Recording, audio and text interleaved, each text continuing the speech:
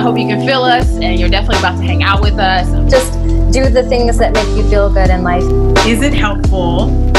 Is it hurtful? Or is it going to make people laugh? How would you identify yourself? Trusting yourself enough to put trust in strangers. It's a process, like everything else.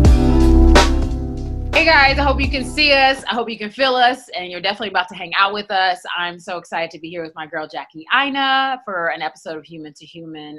This is actually one of my favorite girls because she's just so fun, and you're sweet, and you're kind, and you're so mother freaking funny. Like, this is my thing about you. I'm like, why am I like, girl? And we don't hang out as much as I would like, but I'm telling you, like, I'm just so entertained by you, but not like in the way, I don't know how other people are. I know that like they get a lot from you, but I genuinely just like laugh. That's why I always text you. I say, I can't wait to get together and laugh. That's what I say. Cause I'm like, I just think that you're so fun. And I like people who make me laugh. I'm like, I got good teeth. I need to show them off. Like, period. Right. Like, thank you.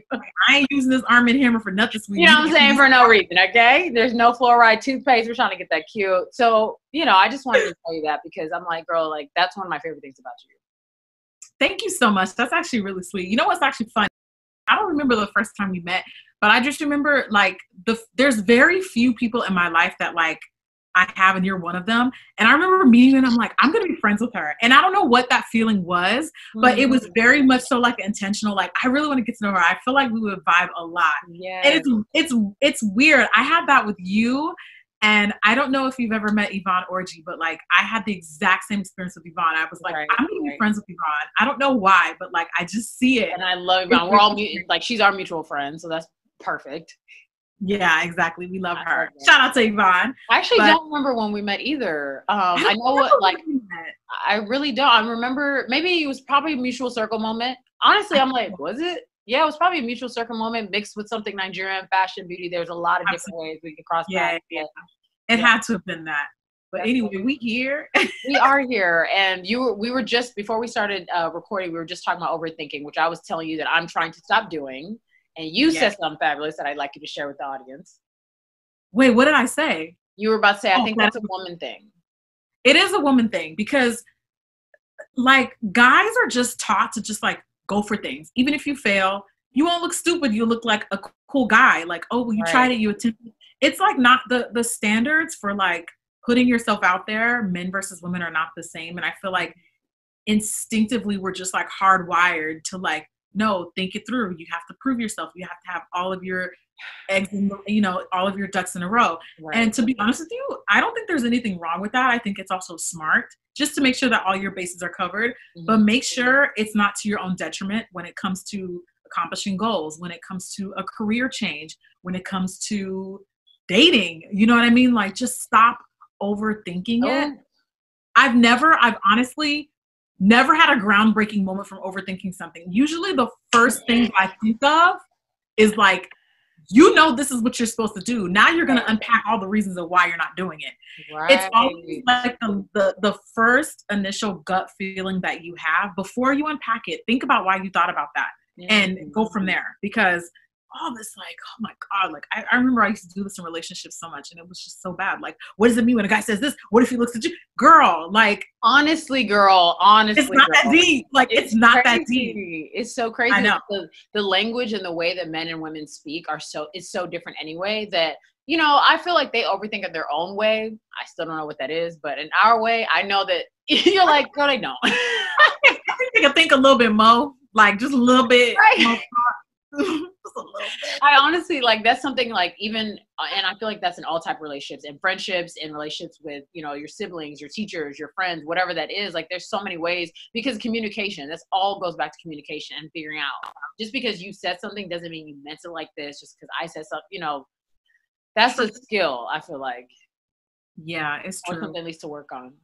I'm guilty though. I still overthink things, but I've tried to teach myself how to unlearn that being like my first instinctive thing to do, because it really like overthinking will literally kill you. Like it will literally just have you stuck and not progressing.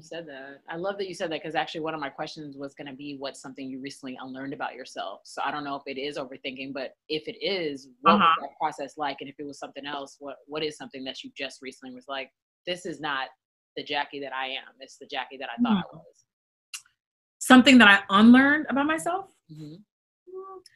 I wouldn't say it was a recent thing, but yeah, I could probably point to overthinking and overanalyzing things being one of them, because especially when it comes to relationships, I would just literally sit there and piecemeal like every single text message. It was just like, relax. That's something that I've had to learn how to do. So I don't know if you know this, but I'm a divorcee and I was married. Mm-hmm. And so a big part of my 20s, because I'm now 32, but a big part of my post-divorce dating life was, leave me alone. I don't want to date anyone. I just need to figure out, why am I like this? Why was I even vulnerable enough to be, not to throw anybody under the bus, but I wanted to learn, why was I vulnerable enough and even like kind of stupid enough to have even put myself in a marriage like that? You know what I mean? So that was I feel you. I love that self-analysis. Yeah, yes.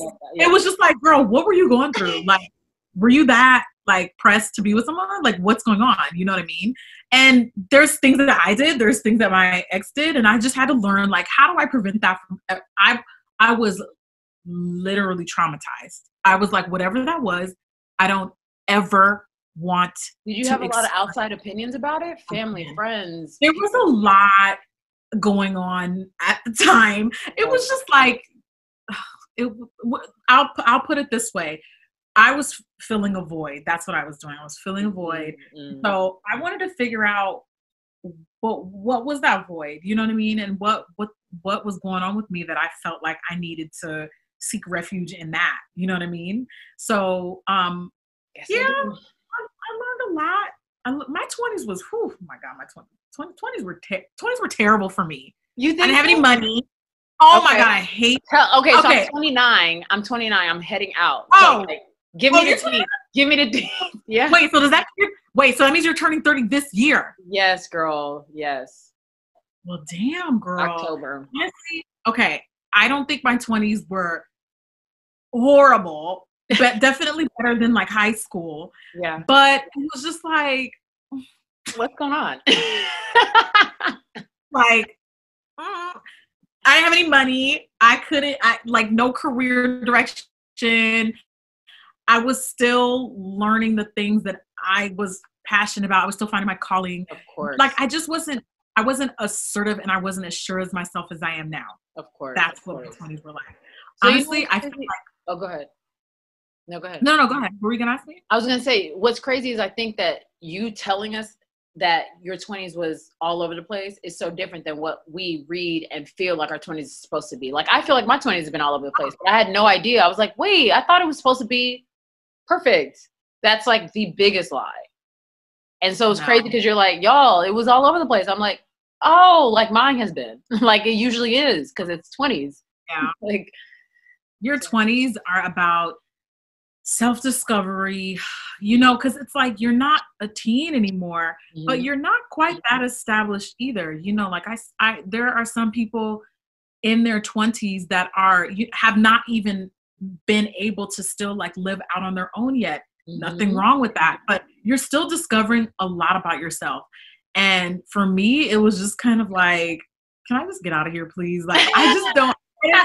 And it's funny because of what I do. I don't know if you experience this also with what you do with like the hosting and we're both in the industry. Right. I don't know if you experience this, but like as a 32-year-old, like you're kind of like a little old now. And like sometimes people will make little like jabs at me, you know, like a little like, oh, you're pushing 40. And it's like, I mean, who is saying that? Are they for real? Honestly, anytime a troll comments on my post, the first thing they'll do is they'll point out the fact that I'm in my 30s. And I'm like, y'all think that this is an insult? I would never. You could never pay me to go back to being in my, like, you could not pay me. You could not pay me. Because let me say something. If you were that happy and fulfilled, you wouldn't be on my page right now. You wouldn't be saying this. Oh my gosh. But honestly, I feel like by the time, I'm not even kidding, by the time I turned 28, I was already telling people I was 30. I was like, I'm over this. I'm just ready to go. I'm not even joking. Like, I'm really shocked because like there's so much of this we just forget to talk about. Like I really feel like people, I don't know if it's social media or just what we tell ourselves, because you leave school, whether you went to college or not, you leave that age group and you're like, all right, I'm about to go into life, and you forget that like you don't know nothing. You don't know nothing. You really don't. I thought I was so confident at like 21, 22. I thought I knew everything. I thought I had it all figured out. And I look back and I'm like, what the hell was I thinking? Was that? What was that? Like, but you know, there's something to enjoy about that. Like, it's not like I was just in the pits of hell, but like, no, honestly, I feel like my 30s, I say things with intention. I feel like I can like confidently like pull up, you know what I mean? Like there's so many things I go through in work scenarios, relationships where it's like, I didn't even defend myself. Why did I not defend myself? Because I didn't have that confidence back then. I didn't have the wisdom that I have now. 10 years can make a world of difference. Like the 22-year-old I was versus who I am now, night and day. Night and oh my gosh. I really love that you said that, because I'm genuinely like in that space of being like okay with the fact that 20s wasn't what I thought it was going to be. There was a lot of great stuff, and there was a lot of more crap than I planned. I was like, hold up, what's with all the discomfort and the and like, just like you said, like the lack of confidence in times I didn't even expect it. Like all of that is just real to saying, okay, actually it does get better. Oh no, absolutely. 100%. Either you will become more like what you are now and you'll perfect it, or you'll go downhill, which you're not going to experience that. But some people, you know, they don't really ever. Some people take a little bit longer to like get it. Right. I feel like I had the exact opposite. I feel like I became more of who God intended me to be once I started getting like 27, 28 into my 30s. That's when I was just like, okay. And I still wasn't making a ton of money. I still wasn't making a ton of money in my late 20s going into 30. But I was doing okay. I just genuinely felt like, wow, like I don't linger about who likes me or who doesn't like me. Like that stuff just doesn't phase you as much anymore. Right. It's still, you don't just become so immune, but like it just 30 just hits different, girl. Like it just hits different. It just hits different. So how do you deal with disappointment now than you used to do it before? Because I think that's one thing, like we're all experiencing it in our own way. Insecurities, disappointments, just different things like that. Regular human emotions. So disappointment is one that I'm always like learning to navigate. How do you do it now versus like 22? I mean, I ultimately think it depends on the context. So is it like a family member disappointed you? Is it like a partner disappointed you? Someone at work disappointed you? I think it depends on the scenario. But I just find myself saying a lot like, okay, it happened. What can you do now? Like, then what? Like, right. Okay. And we're going to, then what are you, I mean, like it happened. So what are you now going to do? Don't babble on the should've or what if, or this was supposed to be. No, it didn't. So now what? Like I said it. It was not a great thing to say, but like, I'm going to apologize for it now or whatever. Or, you know, a guy didn't call you. Okay. So you still, and then what? Right. Yeah. Like, okay, girl, like life goes on. And like, I feel like also like telling myself, like, you're not the only person experiencing this. So it's not life threatening. It's not like why does it take us so long to remember that? Like, this is not going to kill me. I know why as humans, but like, why? You know what? Because I feel like when you're in your 20s, you're experiencing things for a lot of firsts. So you're experiencing like, for some people, like first jobs, first careers, post-college, you know what I mean? First divorce. I never got divorced till I got divorced. You know what I mean? Right. So you're experiencing a lot of firsts and you're learning how to like navigate around them. Like I remember reading a tweet one day and I was like, oh my God, this makes so much sense. Someone was basically like criticizing parents who are too harsh on their young children. And they were basically explaining like when your kid, like for example, your toddler kid when they're flipping out because, you know, you wouldn't let them wear their favorite pair of shoes, their reactions to things are so extreme because they don't have anything else to compare to. They're experiencing that for the first time. And I was just like, that actually makes so much sense. Yeah. That actually makes sense. So when you see like a little kid being dramatic, it's like, well, what else do they have to compare? That's the most dramatic thing they've ever experienced. Right. They're only 2. Like, give them some credit. You know what I mean? So in your head, you're like, girl, that ain't nothing. But it's right. like, that's something. So I feel like in our 20s, we're kind of experiencing those same first. And it just seems like this is going to be so life-threatening and detrimental. And then 10 years later, you're like, what was that? Was I really that pressed? Like, really?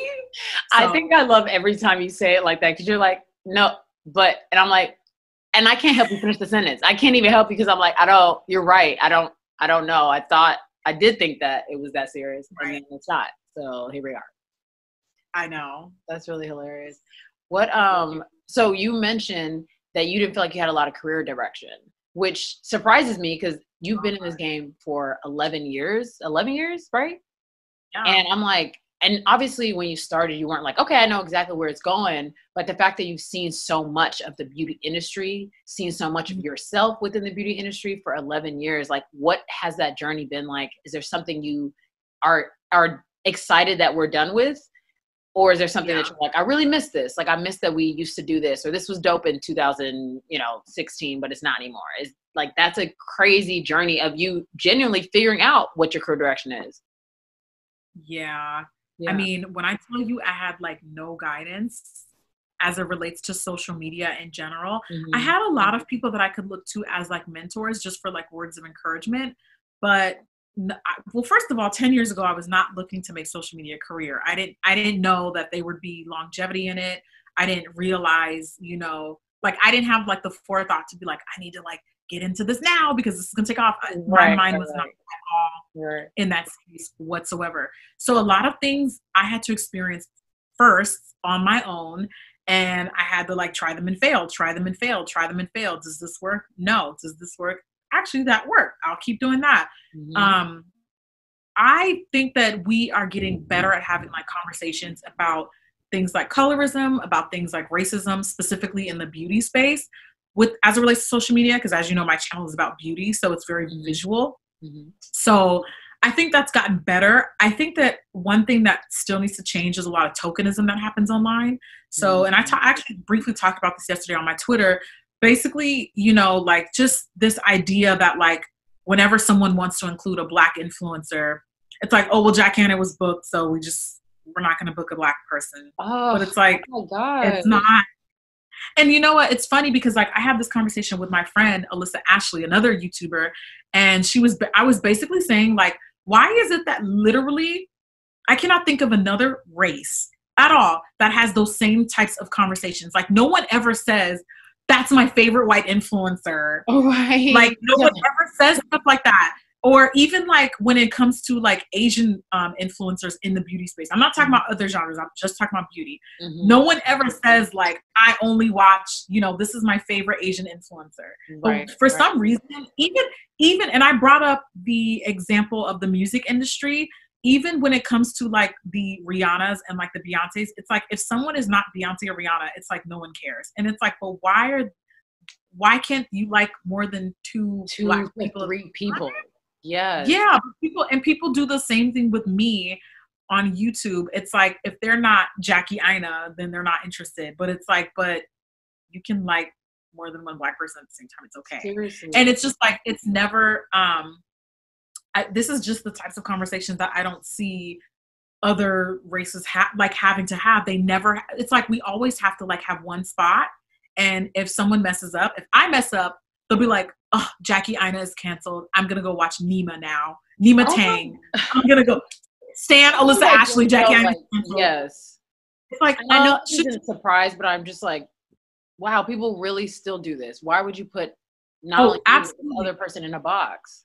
Absolutely. And it's like, but like, why aren't you watching them anyway? Like, you should have been supporting their content anyway. Like, you don't have to like cancel me and then it's like no one ever does that when it comes to like white influencers. So that is definitely one thing that like I kind of wish would stop. And like I even see like Black people doing that. It's like it's so like deep and like indoctrinated in our brains that like we can only for some reason like only make room for one. It's always like we can even bring up like the whole I'm not trying to like go off track or anything like that, but no, you know, girl, like let's go there.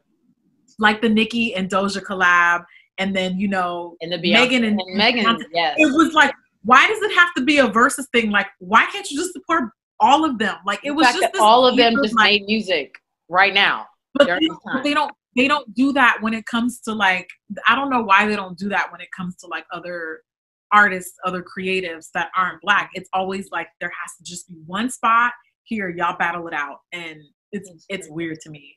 But yeah, so that's one thing who like isn't quiet about this thought. Like I've heard not only as your friend, but I've seen you talk about this. So when you talk to brands about it, what do they say? Like when you confront brands and you're like, hey, y'all want to tell me why there's one Black person on the campaign, or hey, whatever you say to them in your truth, how do they respond? I mean, for the most part, well, first of all, I don't talk to a lot of brands directly anymore. I have a whole team that shields me from that, because sometimes they take it very personal when it comes directly from me. And we never want to put me in a position where it's like, I'm the bad guy because I said it directly to the brand. I can say it in a video, but that kind of like shields me in a way. Right. But one, I don't have a lot of direct communication with the brands directly. Two, if I do think that a brand is slacking in representation, it's probably not a brand that I'm going to work with anyway. So I wouldn't even have to have that conversation. I only try to align myself with brands that are already actively, you know, representing me fairly and, in my opinion, equally the way that I see fit.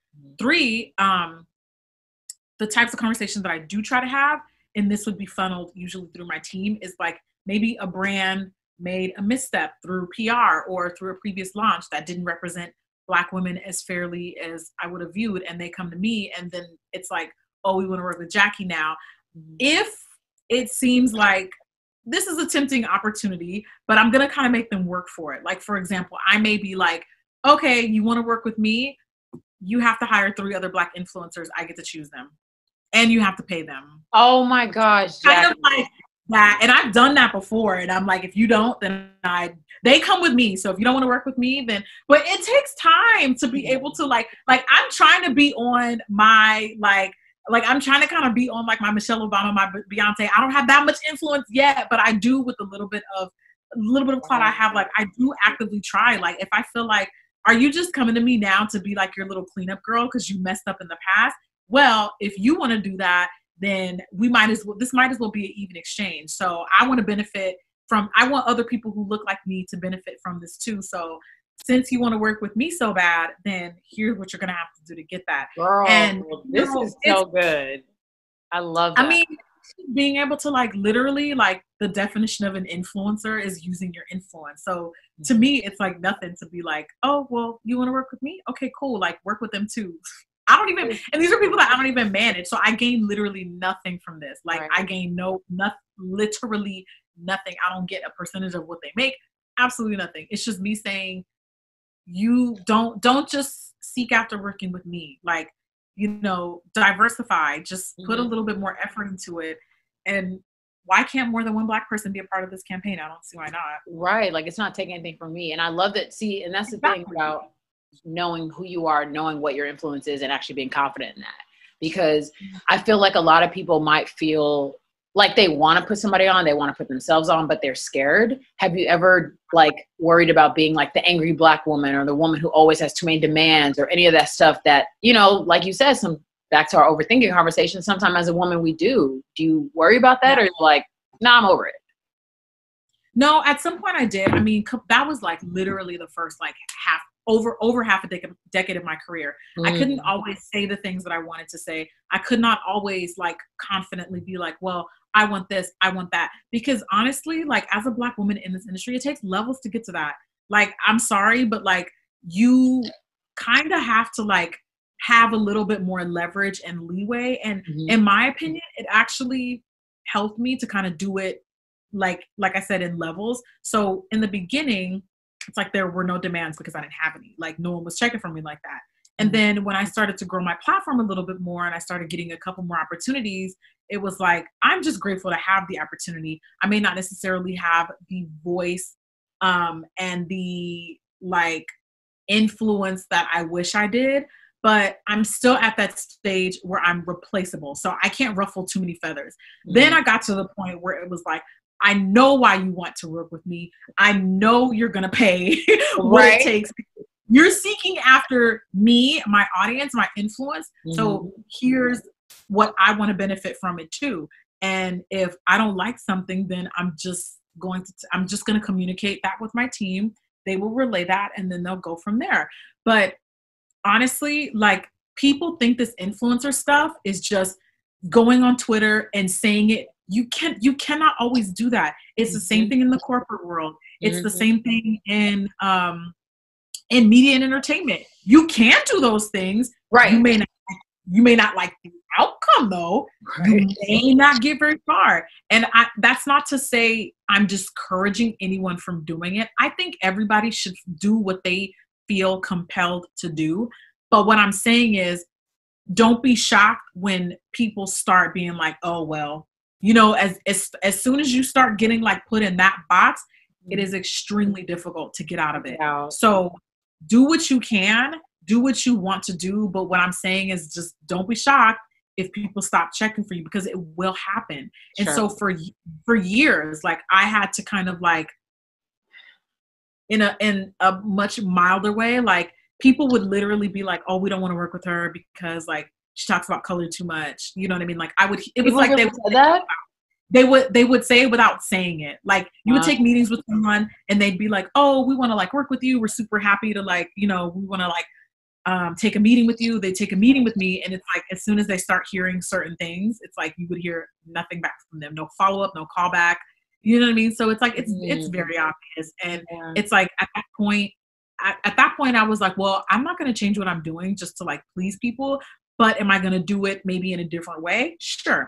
Maybe I'll deliver it a little bit differently. Maybe I will, you know, maybe I won't be as direct in my videos. Maybe I could be a little bit more metaphorical. You know what I mean? So like a couple years ago, I did a video and it was basically like mocking, I don't see color. So the whole phrase when people say, I don't see color, I'm colorblind. So the entire makeup tutorial was in black and white. So it's like, obviously you can't see like the eyeshadow color that I'm wearing. You can't see that my foundation is mismatched, because if you're colorblind, then you can't see anything. It doesn't matter. If it doesn't matter so much. So then at the end of the video, I put it back in color and I looked like literally a hot mess, because everything that I put on my face was mismatched, and you can't see it until it's not in black and white. And so my whole point was, this colorblind stuff is BS. I didn't say it outright, but it was like, that was got it. You just have to get a little bit more creative, I think, with how you put that messaging out there and how you confront things. So, you know, and just know that sometimes it will hurt those opportunities for you. It does. I've had that happen literally all the time. Like, I was not making money well over half a decade on YouTube, but that's not what I was there for. I was there because I enjoyed it, and I just like building with my audience. How did you like stay? You know, I know you weren't there for the money, but you were putting in a lot of time. Your videos are on point. Everything was on point. So if you're like, okay, I'm not getting the money I think I deserve, or my worth isn't necessarily getting met, or some people are not even seeing me, like, how did you stay? Or even why did you? Okay, so basically, this is like one of my favorite stories to tell about how I like, how can I put this? I like unbroke my channel. So a lot of people who have been on YouTube as long as I have, the algorithm hates them. It's like their videos don't get the reach. They, you know, like their channels just don't really hit the way that they used to when they first were on YouTube. Right. So my channel for a long time was one of those. Like, I was just kind of doing content. I was just kind of uploading just for the sake of uploading, because I had like a pretty decently big following. And then I remember one day I had an older roommate, and I'm not friends with her anymore, but we had a conversation one day that literally changed my life. Okay. So I remember I was venting to her, and I was basically saying, like, all these other girls who are on YouTube, they're not even that great at makeup. Like, they be having like 500,000 followers. Like, they be having like big followers and stuff. They be getting all these opportunities. Like, I'm just as talented, if not more talented than them. Why am I not getting the same opportunities? And then she basically was like, well, they're talented at something. They have more followers than you. And I was like, oh, I was like, oh my God, girl, you might be right though. And so she was, I mean, like the whole talented thing, like, I mean, building an audience is a talent. Being likable is a talent. That's okay. They're, just because they're not that good at makeup, people obviously like something that is their talent. And I don't know what it was, but I just was like, oh my God, it was like a light bulb moment. So I started like looking through all of my videos, and I was like, you know what? One thing that I realized is I don't even watch my own videos. I literally edit them, upload them, put them on YouTube, let them live. I don't even come back and like enjoy them. I don't even consume my own content. Why can I not even when I would edit a video, I didn't even have the patience to sit there and review the whole entire video. Like I just didn't, I couldn't be bothered. I was like, I don't feel like wow, that's so good. That's so such it a was good like, point. so if you don't want to sit through your own content, what makes you think your audience wants to sit through your content, boo? So I literally was like going through all of my recent videos, and I was like, these are kind of boring. Like these are not that enjoyable.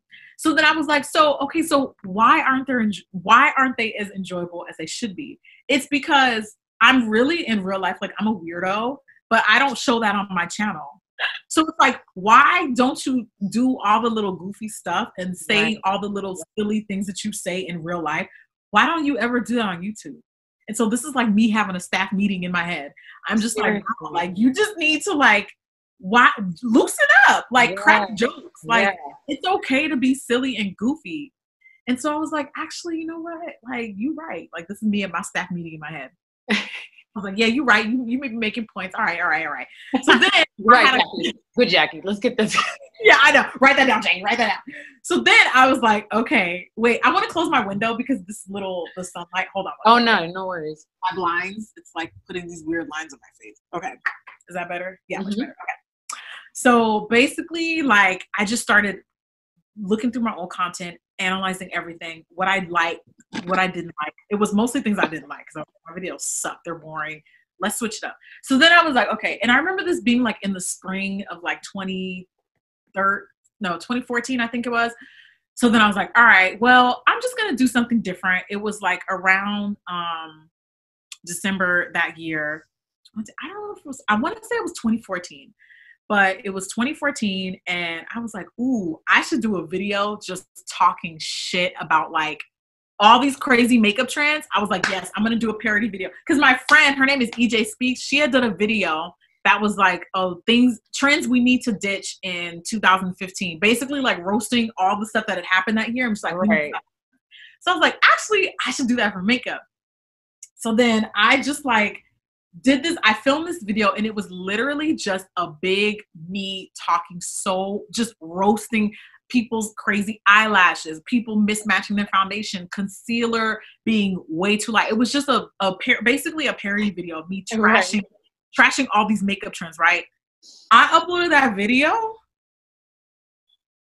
My followers have never seen me behave in this manner. Oh my God. That video went, when I tell you viral, like I had never had a viral video before. So I uploaded it and I'm just like uploading it the same way I always do. I just edit the video and put it up. I don't expect anything.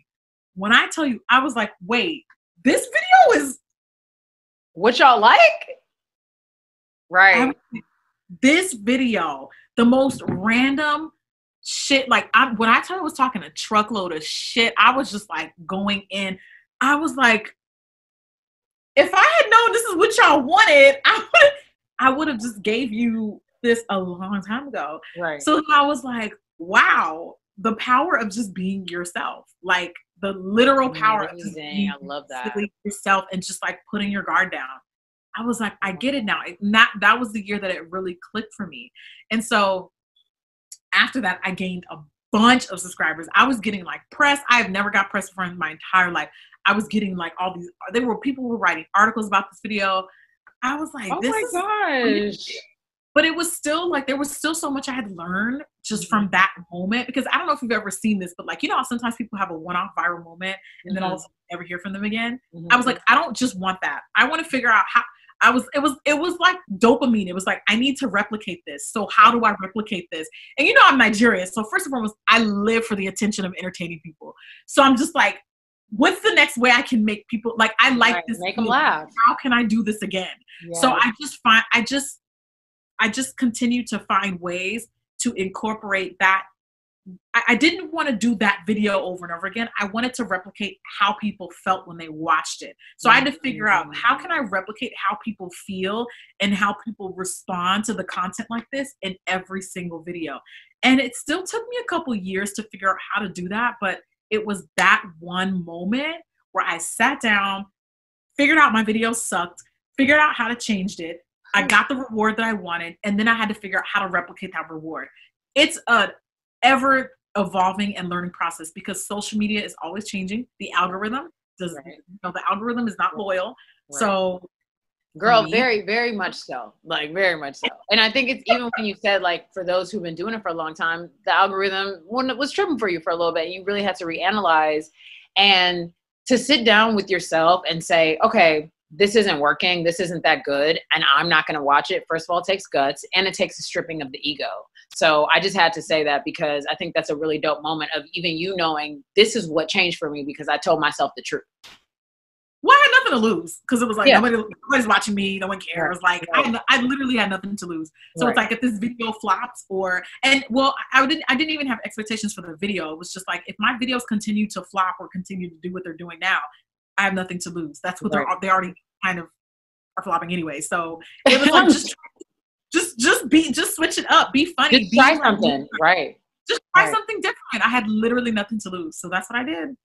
That's so good. So because you mentioned being Nigerian, that's our thing. We're both Nigerian women and we're both women in the industry. We're both women in LA. We're both like, there's so many things that, you know, we've learned in our experiences and our journeys and how to navigate that. And even now, like I said, just choosing to be, or like you said, choosing to be vulnerable and letting your guard down is actually what got people to be like, oh my gosh, she's relatable. She's this, she's that. So how do you branch between American beauty standards, Black American beauty standards, and Nigerian beauty standards? Do you ever feel like you got to give one up for the other? Or do you feel like it's, you know, what's that balance for you?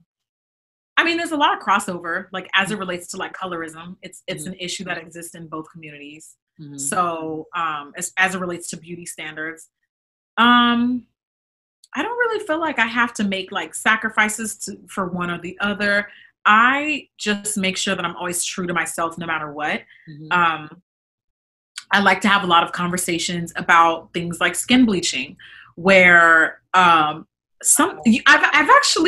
thought about this the other day. Maybe it's just a me thing, but in my experience, the conversation of skin bleaching, and this is just my experience, and maybe it's an isolated experience. I never grew up hearing that from other African-American women. It was more of a African woman thing. Mm-hmm. Like I never heard Black Americans saying like, oh, I'm about to go get this bleach. It was never really like a thing like that, even in the midst of experiencing colorism. Mm-hmm. Whereas when you're Nigerian, it's like, I'm picked on for being dark skinned. So the outcome of that is I'm going to consider bleaching my skin. I never saw it. Like my mom never mentioned bleach, not once. My mom is African-American. Mm-hmm. So it was like, it wasn't even in our conversations. I don't know, but that could just be like something that I experienced. Maybe other African-American women who watch this can say, I disagree. I heard it all the time. I don't know. Right. But so I've definitely noticed the differences there. I don't know. Do you think there are any differences as far as like beauty standards or like I don't know. I can't think of anything directly off the top of my head. I mean, I think it's just about how you carry yourself within those standards or within some of the parts that, like you said, it crosses over. You're Nigerian, you're Black American, you're also American, right? Like those are all happening. But for me, my experience has been making sure that I stood proud as a Nigerian woman and didn't feel like I had to leave that part out.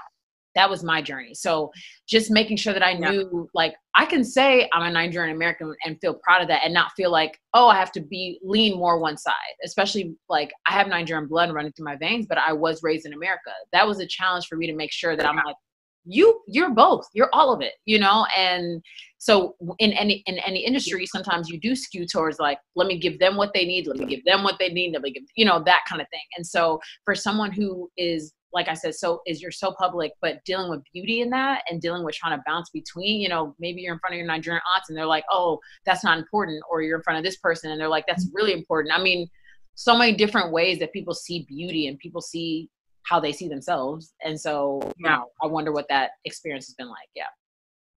That's actually a really interesting question. When I was young and I was around like my Nigerian side of the family, it was like, why are you wearing all that makeup? Like, it was always like a clown. Like, they would clown me for being like the beauty girl. It was like, you supposed to be cooking. Like, why are you doing all? Why you got all that on? You keep cooking all that on. Science book. Yeah, exactly. It was always like, where are you going with all that? Like, you supposed to be cooking one of the dishes or something.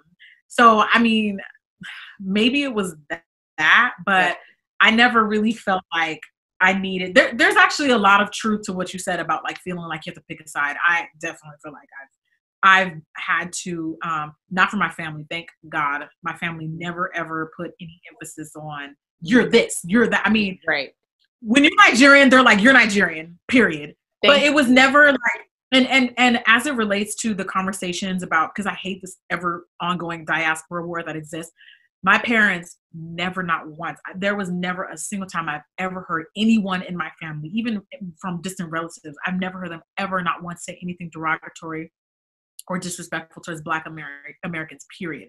So like when I started like hearing all this stuff like, oh, Africans from Africa versus Black Americans, it was like, what is that? Wait, y'all are fighting what? Like, it was the most, it was so literally foreign to me. I did not ever hear that kind of stuff in my upbringing, which I'm extremely grateful for. But but there definitely was some, well, it's not even about like picking a side. Sometimes it's like, you don't ever feel like you're like Black enough to be like African-American. You don't feel like you're Nigerian enough because you weren't raised in Nigeria. I don't speak Yoruba. You know what I mean? Well, I'm learning Yoruba now, but which is a whole different struggle. Girl, I made okra soup yesterday for the like first time, like fully by myself. Like, all right, we're good. Like, I can do this. And that was a big moment for me because it's just like you said, like feeling like you're enough of either culture and realizing like you're all of those things. And I'm just trying to remind myself every day, girl, you're all those things. Duh. That's like even just to all that point of not knowing exactly what you want to do here, making a pivot here, changing your mind about, this wasn't that funny. You're all of those things. You're funny, you're goofy, you're silly, you're fun, you're Nigerian, you're Black, you're all of it. Right. Yeah.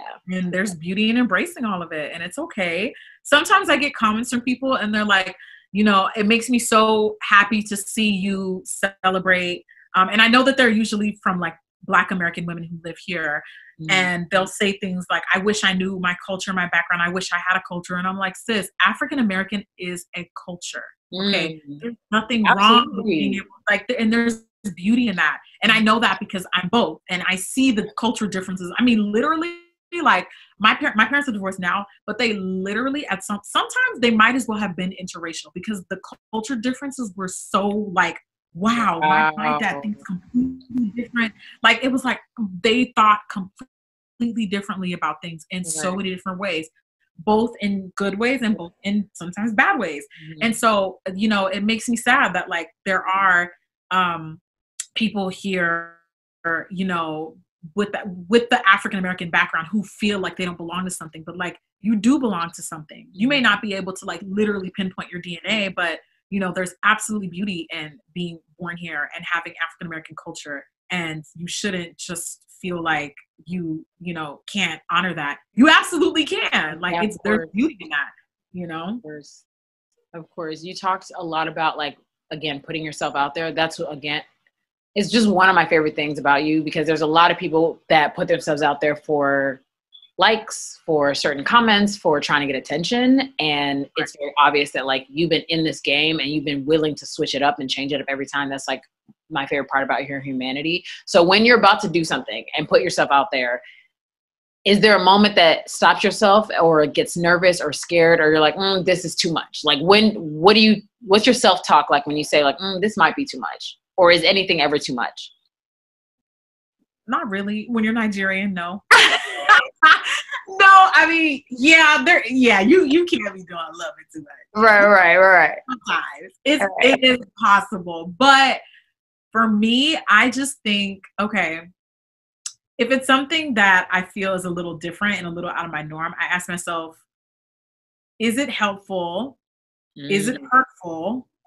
Or is it going to make people laugh? Is it helpful? Is it hurtful? Or is it going to make people laugh? If it doesn't check like at least 2 of those boxes, right, then it's like, ooh, maybe I shouldn't upload this. You know what I mean? Like, so that's kind of the approach that I try to take when it comes to that. Especially if it's something that like I've never done before. Right. Then you got to be careful. That's good. I mean, at least, like I said, I think it's cool. Like, you're always willing to still try something new. But I was wondering, like, what are those things? Like when I tried something new today, I said, okay, I didn't ask those 3 questions. Maybe I should. But I was like, okay, what are the new things that you want to try that you've always told yourself like you're not allowed to do, or this doesn't work for you when you've never actually tried it? So like, that's the big thing that I'm on. Yeah. Oh, you're saying that's something that you've been asking yourself. That's something I've asked myself. So I was asking you, like, is there something that you're like, just because you thought this about yourself, how did you decide? Like, I didn't try. Yeah. Yeah. Probably a lot with just putting out my goofy personality, because I always thought, well, if I do makeup, and also I felt like I had something to prove, because one, for a long time, it was like, why are you doing YouTube? You know, from like family members, why aren't you in college? I'm so happy you just like did that anyway, girl. Oh, I'm so happy. Anyway, because I feel you. I mean, we know, but I love that. Yeah. You know, so there was a lot of pressure in that. So I pretty much had a point to prove when it came to my content. And that's why I didn't want to be too goofy and too silly, because I didn't want to be looked at by like family members and peers as like this weird girl who just like goofs off and doesn't really have a real job. You know what I mean? So that's for a long time why I wasn't really myself, because I felt like, oh, well, like I want my content to be really professional. I want to be taken serious. I'm already not going to be taken serious because I'm putting on makeup. Right. Now, if I put like my real personality on top of that, they're going to literally think I'm a clown. And so to me, it was like, I kind of have a point to prove. Like, I can't really be myself. But then that was when I was like, well, what do I have to lose? Like, you have nothing to lose. Just literally be yourself. There is a way that I can still teach people how to do things, still be professional while cracking a few jokes, while making the content enjoyable. Exactly. Right. What is the Jackie Aina mission statement? Like the personal, why I do this, why I'm me, not even doing just work, but like for you to keep doing and being yourself. You know what? I feel like, okay, so when I first started my YouTube channel, my actual literal mission statement was going against everything women of color are told not to do with makeup. So it was like, oh, you said black girls don't look good in this? All right, I'm gonna show you how it looks good then. It was like, I'm always trying to prove a point with my content. And I feel like a lot of that still represents what I do now and what I do today. I feel like my mission statement now is, I think that black girls just want to see someone else who looks like them doing it. Like, I feel like they need to see someone who looks like them doing it. And if they don't, then you either have no hope or very little, you know, because it's something to be said about how important representation is. Because if you literally don't see anyone looking like you doing it, then like, what hope do I have? You know what I mean? So, and whatever that it is, it's inspiring people, growing a platform, making good money, you know, starting businesses. Like, people need to see that being done by people who look like them, and not someone who got a handout, because I didn't get no freaking handouts. Nobody put me on. Like, I did all that on my own. That's why I asked you earlier. I'm like, so what made you stay? Like, what kept you committed? Because it's real. Like, for you to know that, okay, this is still going to take hard work. Oh, the check was not right. Oh, the viewers weren't what I wanted. All of that stuff to continue to stay. Like, it's amazing. Commitment is so real. And that's what I see. Like 11 years of doing something, committing to it, changing when it's changing, and pivoting when it's pivot, you know, all of that. It takes a lot. So, well, because when your why is always the same, then like, why wouldn't I be doing this? Because I didn't start my channel to make money. So if I'm not making any money, then that wouldn't be the incentive for me to leave in the first place, because that was never my incentive. My incentive was I wanted to prove that Black girls can look good with certain makeup and trends. I wanted to remove the stigma around even going to shop for makeup. It was like whenever you would like go to like a makeup counter, like back when I was doing makeup professionally and, you know, like exploring and still learning, like I remember there was a time where like you'd walk up to a makeup counter and they would look stressed because you can tell that they just haven't seen a Black girl all day, and they would be like behind, like pulling out all the black test, the dark skin testers. They would be like literally, like you could just tell they just weren't used to servicing Black clients. So I got sick and tired of that experience. I was like, I'm just gonna like show people like what I do so that they don't have to feel that weird vibe when they'll know what to do. Just learn how to do it yourself, and I'll show you how to do it yourself. So that was always what my why was. My why was like kind of like serving the Black community, serving the community of people who look like me. And so when I wasn't making money, it didn't really matter because like I wasn't here for that anyway. So then when I got my first viral video, I was like, oh, even better. Like I actually get a reward now. This is great. So yeah, I mean, girl, and mind you, that was like, I was already 5 years in when I got my first, because it was so amazing. Yeah, 5 years. 5 years for me to get my first real viral moment, like real success story. Remind us, it takes time, people. I love that. Exactly. It definitely takes time. And we kind of talked about this, the statement of being self-made and realizing like, what does that actually mean? So we hear it, some people claim it. What do you think about that? First of all, my definition of self-made is very simple. You didn't have a leg up. You didn't have any handouts. You didn't have any outside influences. You didn't have connections, none of which I had access to whatsoever. Now, you could be more literal and say, like, if I started this business with my own money, sure, that's technically considered self-made. But I remember reading an article, and I'm not going to say what brand it is, but there's a popular beauty, it's actually a skincare brand. And I was reading the article, and the title was basically kind of like framing it as like, oh, stay-at-home mom starts her business, self-made. Like, it was just like, I mean, she got a lot of great press about this brand. And I remember like, oh, let me read. I didn't know anything about her background. Let me read the story. So I'm like reading it, and it was like, yeah, like she started the business with $250,000. I'm like, man.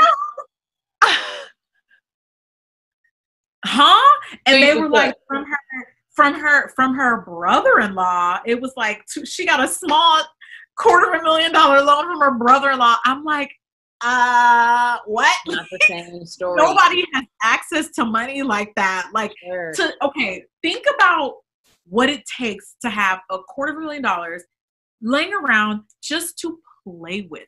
This didn't even have, which is incredible. Like, first of all, her brand is amazing. She just recently sold the brand, so people are gonna know what brand I'm talking about. She just recently sold the brand for $1 billion. Or no, I don't think it was $1 billion. It was like really, really high up there. Yeah. But anyway, I have an idea in my head. I'm like, what brand? Go ahead. Yeah. It's not Kylie Cosmetics. I'll say no. But anyway, so she sells the brand, doing really amazing. But it's like, you had a really great leg up though. Chump change. Just because at that point, like, this is not somebody who was an influencer. This is not someone who was an actress. So the risk was even greater. Right. So that means you're telling me that it's $250,000 and you had no idea if this is going to pop off. That means you are well above. That means you had money burned, basically. So, I mean, there's gray area, but like self-made means to me, like, no assistance, no help, your own money, like, nothing, literally nothing. No rich parents. If you're not self-made if your parents help you. Your parents funded your business. I'm sorry. I don't see that as self-made. And your parents should help you. There's nothing wrong with that. But I don't see that. It's just not the same story. Like, when I hear self-made, I want to hear somebody who came from the hood, came from no money. Okay. They don't even have to live or the hood or the suburbs, either one. Okay. They didn't have rich parents. They didn't have a rich uncle. They didn't have someone in the industry related to them. Nothing at all. That's self-made to me. So. Right. This part, she's like, I just want y'all to know that that's like the difference between what you just said and what I'm telling you. Yeah. I mean, to me, like, they be saying pick yourself up by your bootstraps, but they don't be telling people, but your boots was on sale though. Okay. Girl, your boots was on sale. Bye, Jackie. Your boots was on sale though. I'm just saying it's not the same thing. Okay. I feel that. So before we wrap, as we're leading out of that, like, notion of working hard, self-made, like what it really takes, how do we give our beautiful Black girls some advice from you on what it takes to start and how to start? There's a lot of people saying the space is crowded. There's no more room for me. It's cool. Just like you said in the beginning of like, oh, I only watch this one person. Like, we want so many women to exist in this space. So is there anything that really helped you get through it and what you'd like to offer to other people? Yeah. So the first thing I always say is don't be afraid of rejection. You 9 times out of 10 are probably going to get rejected a lot. And that's just the reality of being Black in any space, in any industry. You cannot let it cause you to be jaded. You cannot take it personally. And you just have to use that to motivate you, because you absolutely will probably experience it. Yeah. Experience it twice. And it's okay, it happens. And I feel like the next thing I would say, especially for an overcrowded, oversaturated industry, is like, maybe it's the Leo in me, but like, I don't think competition exists. Everybody exists in this space that we're in because they're not me. Okay. That's the way I see it. You're you. That's what's up. But I'm me though. So there's that. You know what I mean? Like, and that's just how I see it for everybody. Right. They're you. They're going to you because they want your personality. Right. Yeah, sure. Nothing is new under the sun. I'm not the greatest makeup artist, but like, people come to me because they like me. They go to Nima Tang because they like Nima. They go to Alyssa Ashley because they like Alyssa. And that's the brilliant and beautiful thing about social media is all of us bring completely different perspectives to the industry and beauty. And you should admire that. Like, I've been telling one of my friends just joined TikTok. She has a big Instagram following, but I was telling her, please get on TikTok. Like, the stuff that you do would be perfect. And I was literally sending her examples. And she was like, but I was like, okay, the next thing you should do like voiceover videos. And she was like, but my voice is funny. And I was like, she's also Black, by the way. And I was like, but that's why you should do it. Because I think it's not that your voice is funny in a like, ha ha ha, I'm making fun of her way, but it's like, right. But nobody else talks like you. That's why you need to be doing it. Like, it's actually really cute. Right. And like, I would live for that. Like, I love hearing her talk about things. I love hearing her describe things. So in her head, she's thinking that's the one thing that'll hurt me. I'm like, no, sis, that's the one thing that will propel you and separate you. Duh. Why wouldn't you want to put yourself out there? Like, that's what makes you different. That's what makes you unique. Honestly, when it comes to social media, people just want to see someone unique. They don't care about like the content. Well, they do care. Like, obviously it's to be high quality, but it's the fact that you're doing it your way. And that's what people like. And, you know, I'm always going to say that. And especially for me, because the one thing that I used to hear growing up all the time was it's competitive. Initially I wanted to get into fashion long before the beauty thing started. So I was going to like go to FITM and study fashion design. And I would always hear from family members, but it's competitive, but it's competitive, but it's competitive. So again, I always have a point to prove. So I always try to prove it's competitive, but not for me. So what? Yes. I love that. I don't even know what that means. So yeah, that's pretty much my takeaway. I love it. And the mic's dropping, but you know, it's somewhere else because we're on computers. So anyway, I just like, if we were on stage, the mic would drop is what I'm saying. I'm serious. Like I so appreciate that you constantly put yourself out there. It encourages me as your friend. It encourages so many young girls. Like, I even told my cousin, I was like, hey, I'm going to talk to Jackie. I know you're a huge fan of her. And she's like, oh my gosh, she's always like being so confident. And it made my heart so happy, girl. I was like, thank you for being an example to so many people and being able to show them like, that's the most perfect takeaway, that no competition exists, that it's really about you being willing to put yourself out there, and that every human experience is necessary and important and valuable. And so that's something I was like, Jackie knows to speak to that, because that's something you live out loud. Right. Yeah. So I'm proud of you, my dear.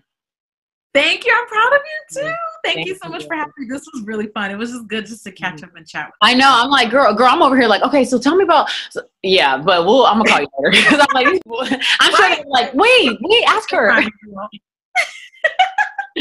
But you guys are awesome. Thank you so much for like hanging out with us and for joining, and more excellence and beauty to come.